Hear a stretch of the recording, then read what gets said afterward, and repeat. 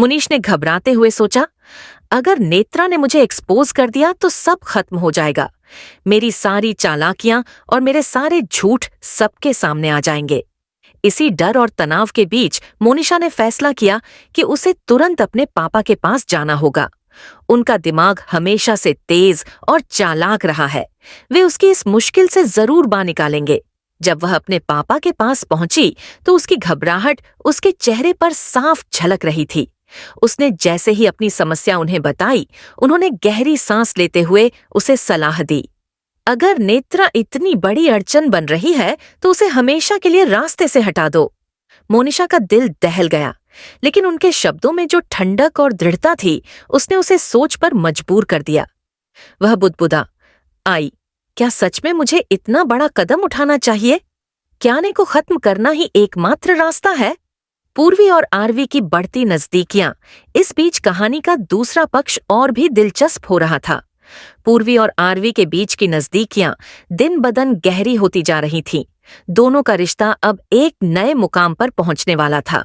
वे साथ में समय बिताते, हंसते, मुस्कुराते और एक दूसरे की छोटी छोटी बातों का ख्याल रखते। लेकिन इसी प्यार भरे माहौल में खुशी के दिल में जलन की चिंगारी धीरे धीरे आग का रूप लेने लगी।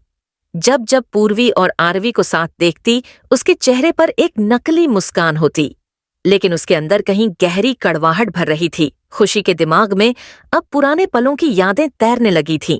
कैसे आरवी उसकी केयर करता था, कैसे उसने वादा किया था कि वह हमेशा उसके साथ रहेगा।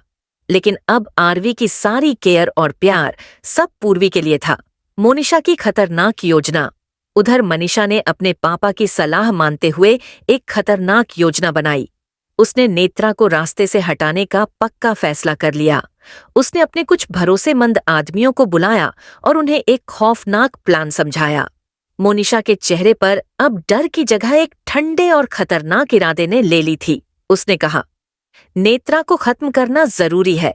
जब वही नहीं रहेगी तो मेरा राज कभी सामने नहीं आएगा। पूर्वी की खुशखबरी और हरलीन का फैसला। इसी दौरान पूर्वी अपने परिवार के लिए एक बड़ी खुशखबरी लेकर आने वाली थी। यह खुशखबरी हर किसी के चेहरे पर मुस्कानने वाली थी। लेकिन जैसे ही यह खुशखबरी सबके सामने आएगी, कहानी में एक बड़ा ट्विस्ट आ जाएगा। हरलीन, जो हमेशा से शांत और समझदार मानी जाती थी, अब एक बड़ा फैसला लेने वाली थी। उसका यह फैसला पूरे परिवार की जिंदगी बदल सकता था। खुशी की चालाकियां और पूर्वी का शक। दूसरी तरफ खुशी ने ठान लिया था कि वह आरवी और पूर्वी को अलग करके रहेगी। उसने ऐसे ऐसे खेल खेलने शुरू कर दिए जिससे पूर्वी के मन में शक पैदा हो। खुशी ने आरवी के करीब जाने के बहाने ढूंढने शुरू कर दिए। वह ऐसे मौके बनाती जिससे पूर्वी को लगे कि आरवी और खुशी के बीच